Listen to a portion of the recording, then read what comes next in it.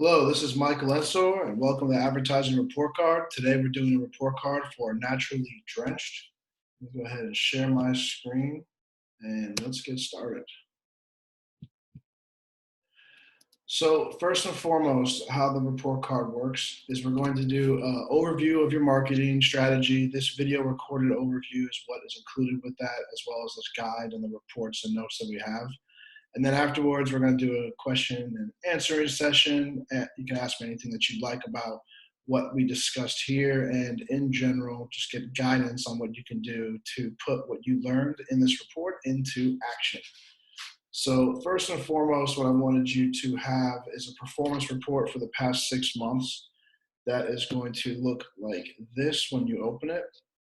And it is going to have every ad that you've ran and a custom performance report that we've put together, basically outlining all the performance that each of your ads have had in every campaign, and then also by which month you had the performance.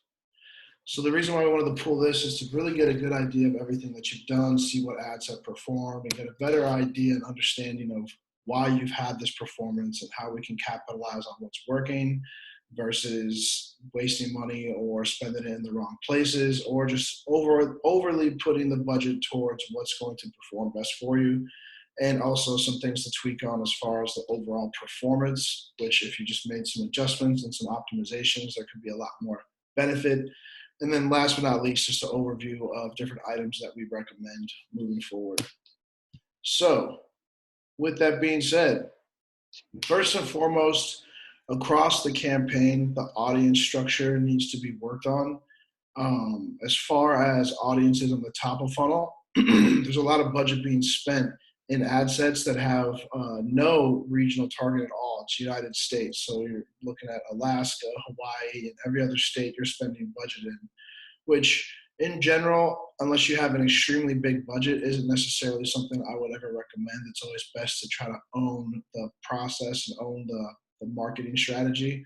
Reason being is that right now you're on the overall revenue.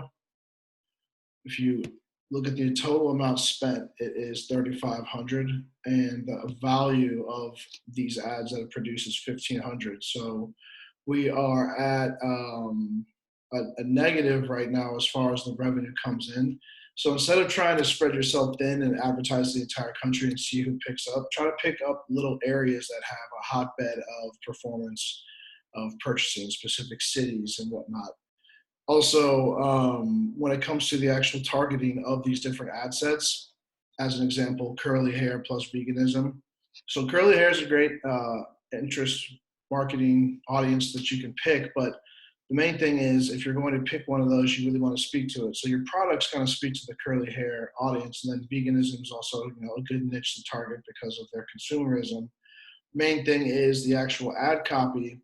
If you look at it, there's some context for the vegan aspect, but when it comes to this ad, since it just speaks to the other copy in a kind of a generic fashion, what you would want to do is make the ad copy really just blast vegan at the very top in conjunction with what the product is.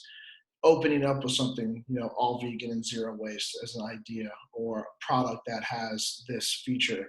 Because the type of people that are looking at ads and engaging on Facebook, they need to be hooked immediately. And this part of the ad, there's only 3 lines that you can show in a Facebook ad. You wouldn't actually see this content until you hit the, read more information. So you're not going to get the best results from it. Is it a vegan audience? Is the word vegan in the ad? Yes, but you have to really look at who you're targeting and try to shift the ads versus using the same ad format for a lot of different ads. It does look like these ads have been optimized over time over the last few months. Some tweaks here and there have been done, but overall, there hasn't been that many tests to see. There's been some long copy and short copy, but we'd want to see some more dynamic ad testing as well, where you have multiple primary text, multiple headlines running in an ad, and then start eliminating what isn't working and focus on what is. So with that being said, the main thing, again, audiences-wise, is with age, as you can see highlighted here, is 18 to 65 plus.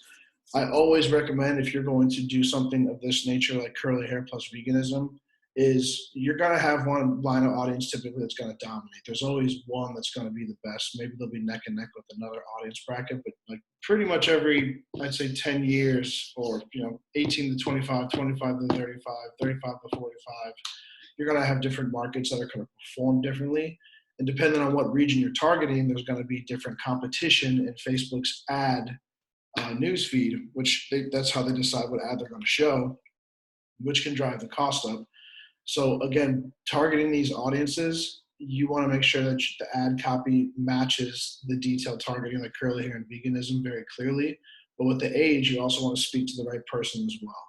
So if the ad is targeting an 18-year-old who might have curly hair and be a vegan, but the ad itself doesn't speak to something an 18-year-old would relate to, then you either want to shift the ad or you want to eliminate that age targeting, or at least reduce the budget so you're not putting the same amount of money into the entire bracket of age in general.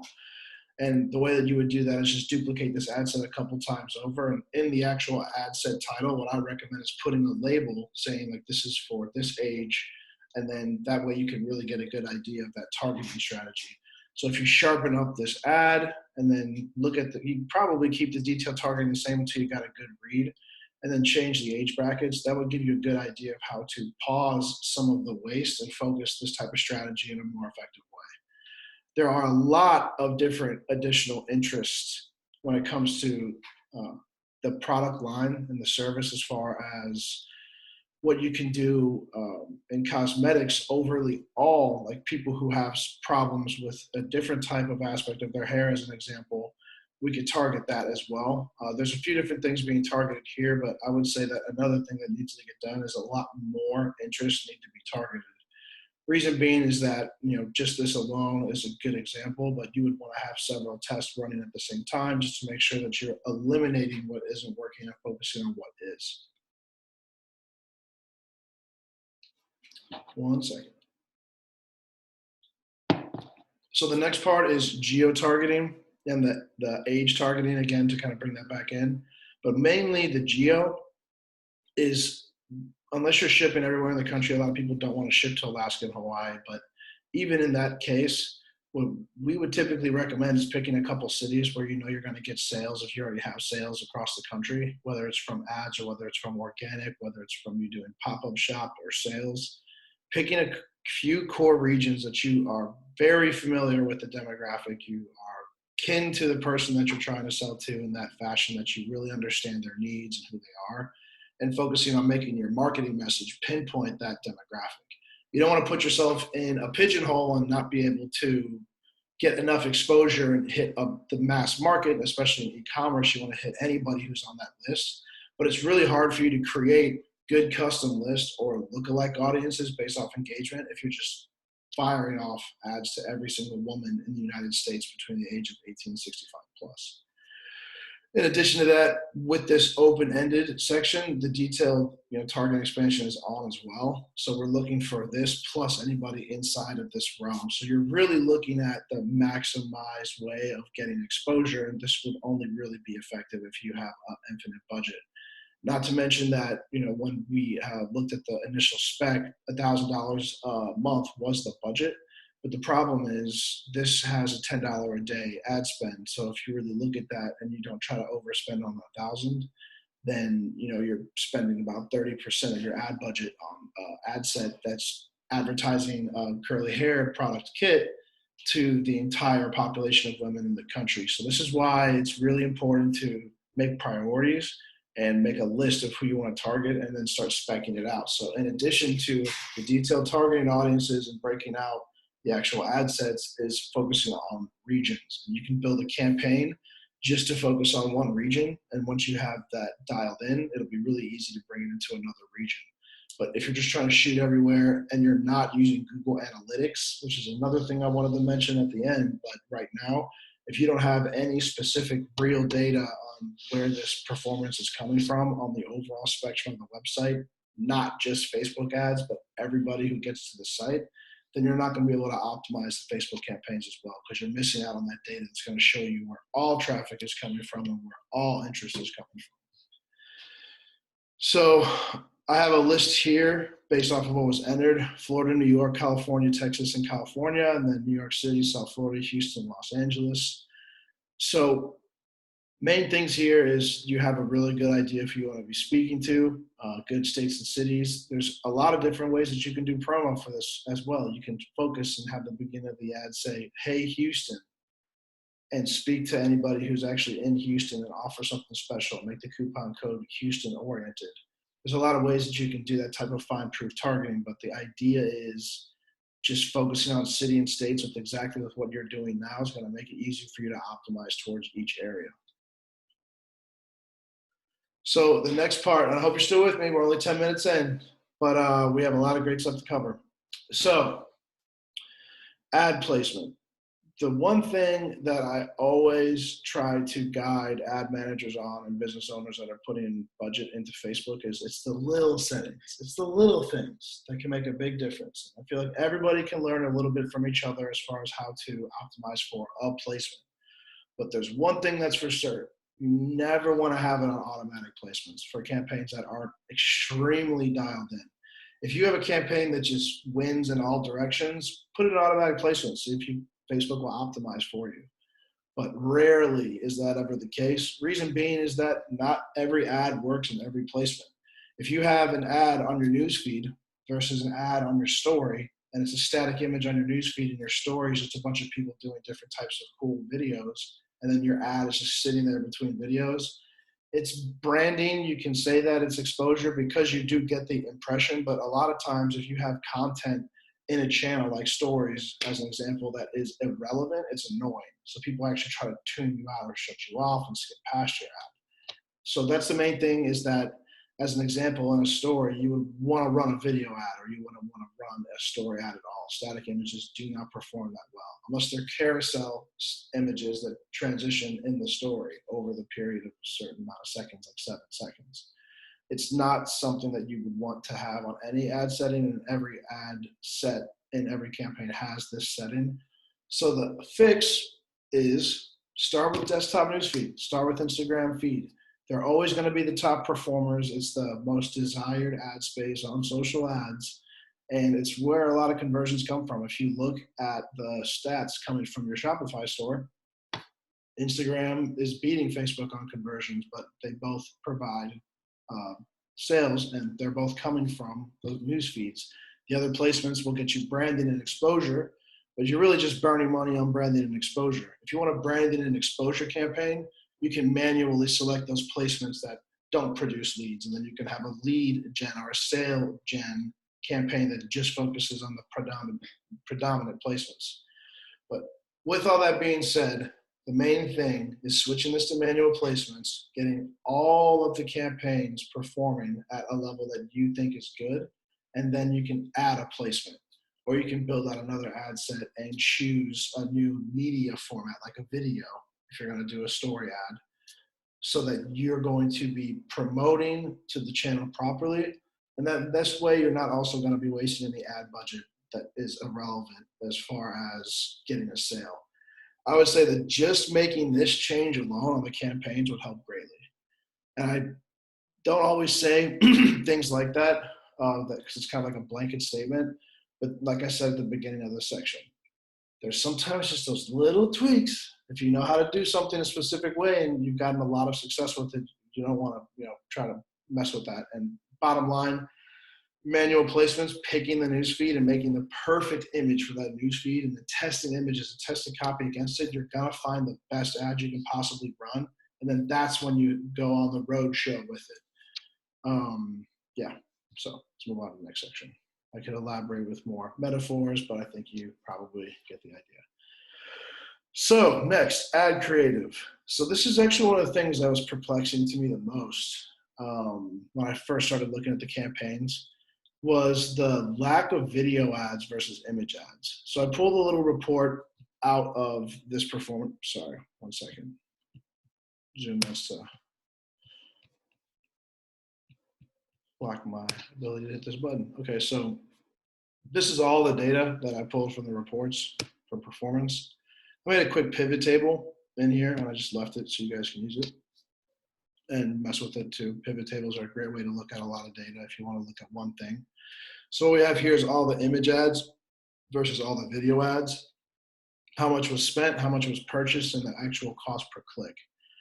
So of course we're gonna have much more sales on images because we spent more on that, but also all the videos were on the top of the funnel. So none of the videos were really in the middle of the funnel. So there was no opportunity to really get a good read on if videos were performed in the middle of the funnel. There were some, I think, ran, but not really much, very small amount of budget spent. Main thing is the cost per click on this, and the cost per engagement is less than half the cost per click of the image ads. So if you can remedy the conversion rate issue, which honestly is just putting videos in the middle of the funnel, you should be able to generate more sales with video ads in the middle of the funnel than you will from image ads over time. So that's one, again, a core thing that if you fix could make a huge difference. And I'll say that one more time. Put videos in the middle of the funnel, try to keep that cost per click low, and you're going to have a higher conversion rate on the middle of the funnel because the video ads haven't really got a good chance to run. And I'll speak more about that as we go through the final notes, but main thing is that video ads are going to be the highest performer on Facebook, and you have a visual product that looks good in images, and we can do some different things with just still images like slideshows or animations. End of day, you would want videos of people that are familiar with your product and using your product, success testimonials, and I would say video should dominate your media, and then bottom of funnel, middle of funnel, just product images, because people are already so familiar, they're just like ready to buy it, or product images with a person's results in the background, as you might have seen with other products. So that's the main thing. Is I was pretty surprised by the lack of video on the campaigns in general. So to kind of speak more on that as well, it looks like 90% of spend is on the static image ads. If we're going to be doing that much budget on image ads, you're going to want to be freshening up the images, pretty frequently. I'd say starting off with a good library of like 30 images that are approved and relevant for what you guys are trying to target, and then continuing to phase those in and swap them out. And then every month, I would say definitely at least test, 10 new images, 15 new images.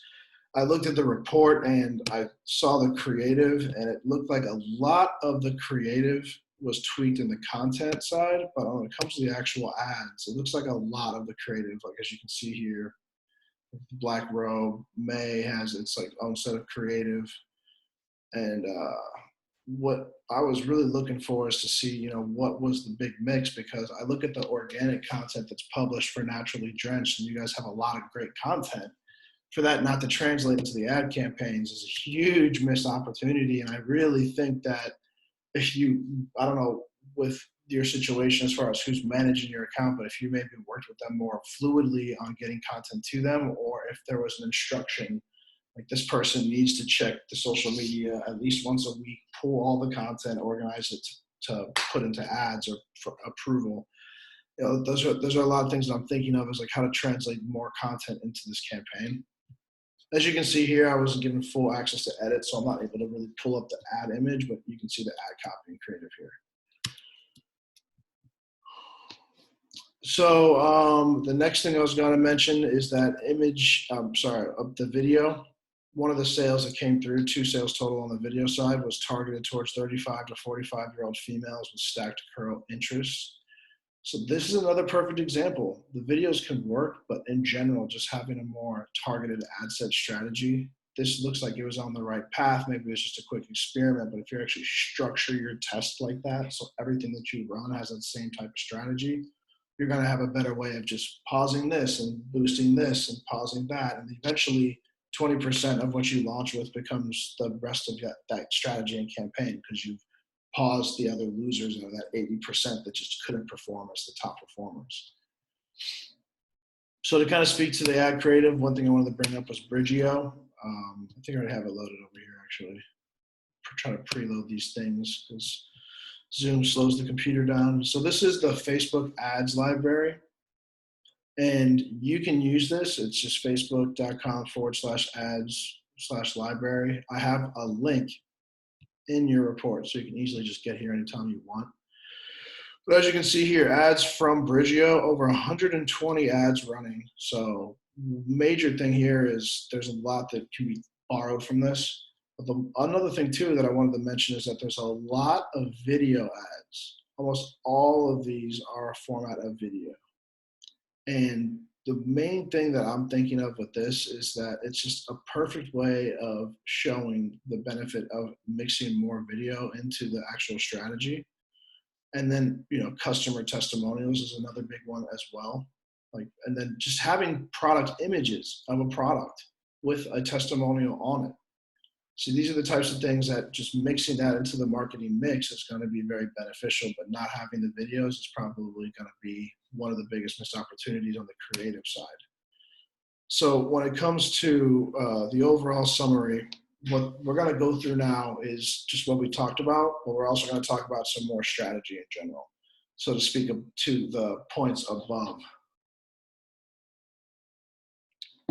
This is also going to introduce some new items that are not in existence inside of your setup right now. And I can show you more. I have videos in the report that will link you there, but I can always, on our Q&A, pull up some accounts and show you. But the main thing is that there's a lot of things missing from an e-commerce campaign perspective that we would want to have built out, definitely this month if possible. So with that being said, let's start off with the summary. The funnel structure. So there's a top of funnel, middle of funnel, bottom of funnel. The top of funnel is built and middle of funnel exists, but the only thing on the middle of funnel is targeting Instagram engagement. So that's the only thing we're bringing from the top of funnel engagement is anybody who's engaged with on Instagram. So top of funnel is literally only addressing people at large. There's no real target when in all actuality, naturally Drenched has specific targets. So the top of funnel should never target everyone in the country. It should only target people with specific interests or an interest that is also interested in this. And it can only and should only be in at least statewide. And if you're gonna do a whole state, I honestly don't recommend it. I would recommend picking city centers that you think are going to be best for your product, or if there's a need to sell in a specific region or exclude yourself from a specific region, that should be discussed. But doing this nationwide is not the way to go. E-commerce is scalable. Major thing is to be ahead of the profit, so that profit positive, before you try to scale across the entire country. Can you run e-commerce ads in the entire country? Yes. Can you be successful in every state? For the most part, yeah. You're going to definitely see that, again, 20% of the states you're selling in are going to be 80% of what you want to be targeting towards. Just the law of 80-20 persists. The main thing is that you do not want to be just open-ended. So the top of funnel needs to be reformatted for that. But the middle of funnel needs to hit every type of engagement. And on the middle of funnel, for the engagement funnel, what we have, and I think I just pulled up right now, actually. So I was just looking at this. We have 30-day engager, 60-day engager, and 180-day engager. What this means is that you get any Instagram engagement within 30 days, and then 60 excludes that first 30. 60-day engagers exclude, I guess the exclusion is not on here. It's supposed to exclude the first 30 days. So you're in that 30 to 60-day period. Let's check the 180. And 180, I see that it looks like the actual audience was built to and exclude the 30 right there. So with that being said, all of the copy is the exact same at the different periods of time. And there's gotta be some overlap depending on how this list is built out. Hopefully it's updated dynamically, but typically, you want to show some type of exclusion just to make sure that there is no overlap.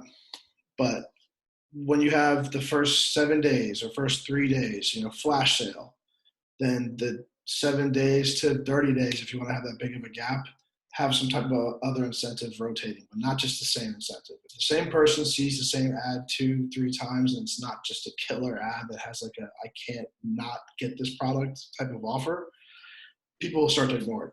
you have to be rotating offers and rotating creative and rotating specials and have a frequency cap so that not one ad is shown to the same person 7 times. I think everyone's experienced that, and it is annoying because if it's not for you, why would you want to see it 7 times? So that's another thing too, is just the middle of funnel. There's a lot of things that can be added here in addition to Instagram engagement, but the next big part that I wanted to discuss is the bottom of funnel. So there is no, I also want to mention the bids on this funnel as well. They're kind of just, 1 second, let me see here. $10 for 180 days, $10 for 30 days, $5 for 60. There's just no real, if anything, if you wanted to have like a waterfall effect to like bid highest on the most recent people, you would do like 15, 10, and 5. 15, 30, 10, 60, 5, 180. But again, that's just, the perspective. I don't really know exactly what it was that was built like this, but that's how I would look at this. Is there needs to be a different formatting for the funnel. It just needs to be structured a little more intuitively. And then the bottom of the funnel, this is the biggest thing that I saw that would just absolutely change your campaigns. There's no remarketing campaign. There's no bottom of funnel. There's no, hey, I put this in front of me, or I pulled up your product on my phone, or I added this to the cart, but I didn't check out. Now, you might have some Shopify cart reminders that are native to Shopify, but that's not the point of doing Facebook ads. Facebook ads isn't Shopify cart reminders. Facebook ads is a whole nother channel that you can then get in front of people who should have purchased your product but haven't. The fact that you don't have this is probably a big reason why your ad campaigns haven't been breaking even, is because you're not going back after the people who have visited your products. You're not putting that product that they thought that they wanted to buy but they didn't buy it back out in front of them with an offer to get them back in front of you. And the thing is, every website should have a remarketing campaign if you're paying for traffic to it. If you don't want to pay for new traffic, you should at least remarket to your existing audience, simply because they're already primed, they know who you are, and you're familiar with them. This is the closest that you'll get to a sale as a bottom of funnel, and there's no bottom of funnel campaign in your account. So it's definitely a major concern. I think that this is probably, I'd say, top priority out of everything you could do, is immediately start a remarketing campaign. Here's a link to a remarketing campaign we did for someone in the real estate industry, just as an example. It's only 5 minutes. Feel free to watch it and see the success, and then also see that cost per lead, because it's pretty nice what you can do with remarketing and making things a lot more affordable. So the next part, the no catalog campaign. So e-commerce, especially Shopify, has an amazing connection with Facebook when it comes to inventory management. Facebook can actually link directly to Shopify and produce ads dynamically for accounts. And what that means is that it'll pull every product you have, and it'll pull in the title, it'll pull in the description, it'll pull in the price, it'll pull in the sale price, it'll pull in as much data that's on your website that Facebook can pull in, and you can automatically generate ads with that. So you're going to have different categories on your website, different types of products, and different people need them at different times. It's going to be a lot of work to build out a campaign the way this is being built. A catalog campaign would do a lot of the very interesting nitty-gritty advertising automatically to that extent. There's a lot of other things you can do as well, like dynamic carousel ads with catalog campaigns. And what that means is that you're actually able to have ads rotate while on the news feed of your products. So showing the product, showing a zoom of the product, showing the results, showing a promo. There's a lot of things that you can do with the catalog. Now, let's say you sell out of a product. The catalog will be updated, so then it'll pause any ads that shouldn't be running because you pulled the product or you changed the product. Likewise, if you add new things to the store, it can automatically generate ads. And there's so many things that you can do with the catalog campaign. And another major part of it, and I listed that here, is prospect to people who looked at similar products. So this is an audience that is unique to catalog ads in Facebook. You can't actually create this audience without doing this. And what this is it basically pulls your entire inventory and it looks at it product by product by product. And depending on how direct you want to be with the catalog set you create, like let's say you wanted to just do one specific product like a lotion, anybody who's looked at the lotion that fits all those different tiers, like the vegan aspect of it and the different things that we found in the ad copy, like if it matches these different types of items, then we can start showing the ad to people who have looked at that specific type of item and be very specific and try to beat them out with value or price. But these are way more driven than just top of funnel. I would actually say that this is probably more top of funnel as like a lookalike audience or someone like who's looked at similar products.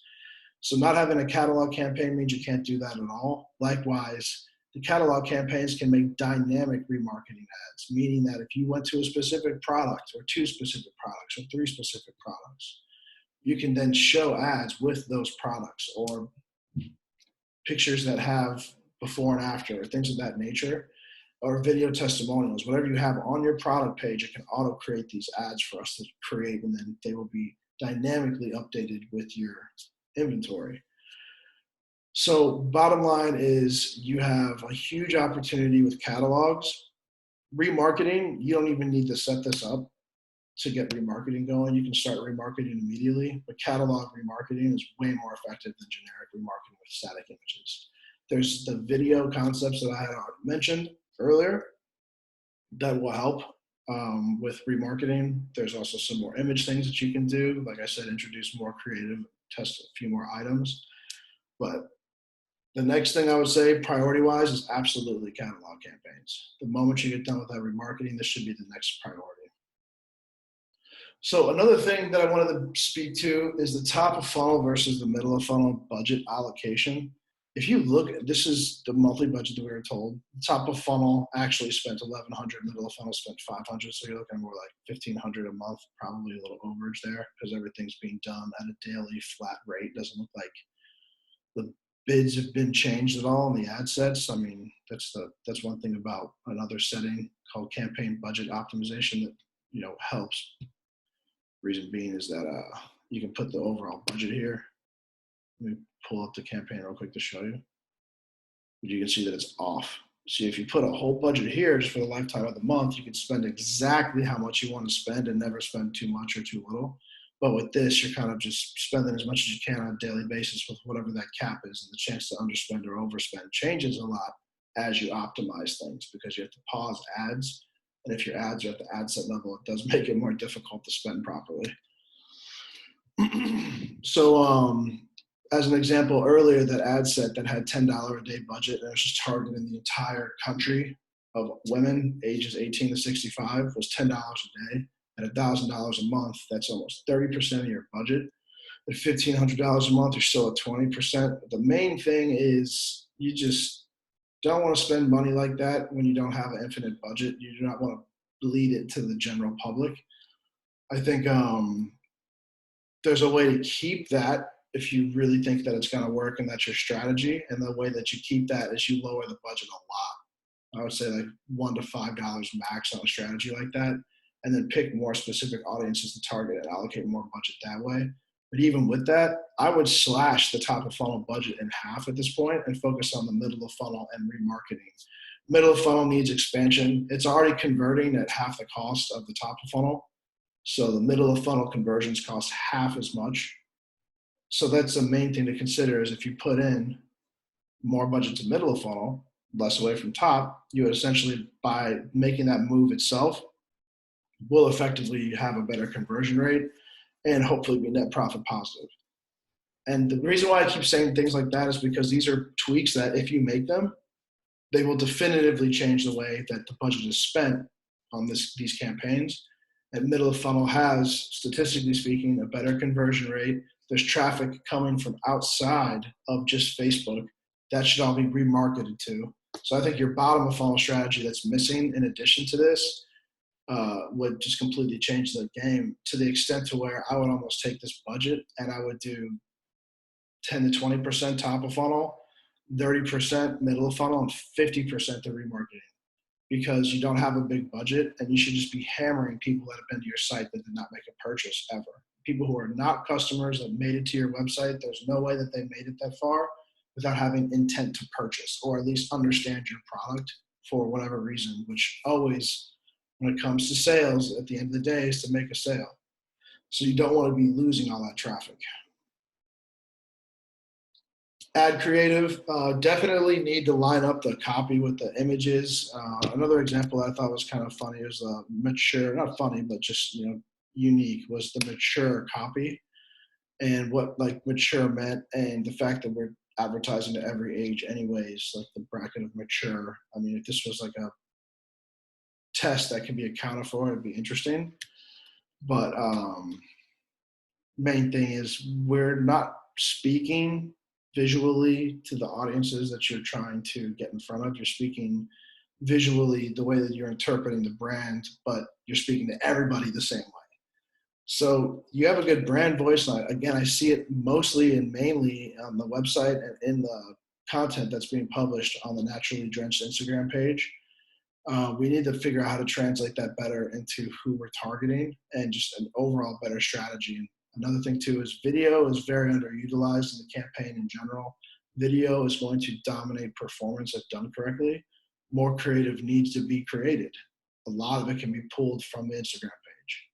But having different types of things that are trending right now that are just easy templates to copy, like explainer TikTok videos, get a fan, have a friend do it, script it, get them to record it like it was organic, take that video and we can run an ad. People, when they see that, they're going to assume that is trending or that it's something that's worth watching because of the subconscious cues of consuming content in 2021. If you see a TikTok video that's relevant to you, you might stick around for 5-7 seconds. If it stays relevant, you might watch it for 5 minutes. So having some content like that produced and switching in and out of the campaigns, again, doing it once or twice, probably not going to be the answer. You're going to want to do it several times until you find that right sweet spot where you're creating your own unique piece of content that's related to your product in that type of format. Testimonial videos from customers, that and written testimonials and the content itself are huge. If you're in the middle of funnel, bottom of funnel, and you haven't been pushed over the edge to make a purchase yet, all you need to do is see somebody else's gratitude and happiness with their experience, and they're going to make that purchase. We're not doing remarketing, so that's not happening at all right now. But when that does get to the stage of being launched, having some testimonials in there will help a lot. And then also, we could always take static images. If being able to create media is hard, which in your situation, I don't think it is, because there is a lot of great content coming out. You can always just stitch together what you have and make your own creative with it. Images, carousel ads, frame before and after, like show like hair, unhappy person, great hair, happy person, product offer, click now. 2 images blended together, like a woman with her hair blown behind her head with like the image cut into 2 images, where you can have copy over the hair, and then it goes to her smiling face, and then product images. There's a lot of really cool things that you can do with the visual product, but you have to really take a look at some of the creative things that you can do with the content you already have and just edit it so that it does the things that it needs to do without you having to hire in photographer again or whatnot. You have a lot of content, you should be putting it to use 7 different ways if you can for each piece. And then dynamic slideshow carousel ads, I mentioned earlier. If you have a catalog set, it's going to really just change the way that your whole campaigns look. It's going to be way more professional. You're going to look how you really want to when it comes to being an e-commerce website targeting your fan base. Carousel ads for e-commerce are standard. Anybody who has an inventory, honestly, that isn't just providing a service, like a hand-to-hand service or a person service. If you have an inventory that is even in a spreadsheet, you should be able to upload that and serve it dynamically to people. That is really what effective social media advertising is these days. So last but not least, the core setting optimizations. Not trying to lose you. I know we're almost 40 minutes in, so we're almost done, so let you know. Geo targeting, we need to fix that. Age targeting, fix it. Placement targeting, fix it. Creating ad sets that mix those up to test against them. Start doing it. Concept, I wanted to say about the messenger campaign. It seems like you guys really focus on solving the problem, and people who get the problem solved are extremely excited about it, to the point to where it's, if you see another girl with curly hair, it's like, how'd you do that? And the conversation evolves. It's like a little community inside of that problem where it's like, how do you make your hair nice and curly? So with that being said, it'd be interesting to try to do an ask me anything concept where you push, somebody who's having hair issues, like maybe somebody who's having a bad hair day look, sad face, and you say, hey, do you feel like this ever? Let us know and we can help you, bring your curls back to life or whatnot. And then have it be a messenger where people can say, ask any question about how to make your hair look like this or how to fix this problem, and see if you can get people to engage with your page. Reason being is that, like I said, it's a tight knit community. And if you have the right messaging where you're trying to open yourself up to try to give advice, that's a great way to tap into that younger market who might not know exactly what it is. But if somebody has questions about your product, it's also a great way to segment, ask me something about my product. So last but not least, lack of data. Google Analytics is a key piece of doing any digital marketing or marketing in general. If you have a website, you should know why people are there, what they are doing, and just be able to use it as a power tool to really drive your strategy. And the fact that it's not there, see a little typo there, let me fix that. So seeing it not there is a concern. This is a tool that you have to use to do digital marketing effectively, and we need to get it set up. And it's a business intelligence tool for business owners who get taught how to use it. See where people are coming from, what they search to get to your website, how more effective is search than social media, and see the overall picture of how your website's performing and selling. So that is a wrap. Again, this is Michael Ensor with Advertising Report Card for Naturally Drenched. Next steps is I'm going to send you this video and this document, and then we can do our question and answering. And with that being said as well, if you appreciate the information here, if you can leave me a great review, I appreciate that too. The next steps will be after the question answering. If you want to go ahead and take care of these edits on your own because you can see what needs to get done, or if you want to send this video to the person who set this up for you, the way that I recommend getting that done is to go through and have them do another video once all the fixes are made to walk you through what was done, because this is a similar walkthrough. Having the before and after is very helpful. And likewise, if you want us to take care of it for you, we can do that as well. Just let us know. It's very nice doing this for you. I think you guys have a lot of things that you can fix on a core level that'll help you scale. There's just so many different things that you guys can do, and just making sure that this one platform is your bedrock to be able to grow and try different things is very important. Otherwise, you're going to be bleeding budget for the remainder of these campaigns' lives. I think that you could probably redirect 50 to 75% of the budget you're spending right now in a better direction. So do it. I'm happy for you guys, and I will talk to you soon.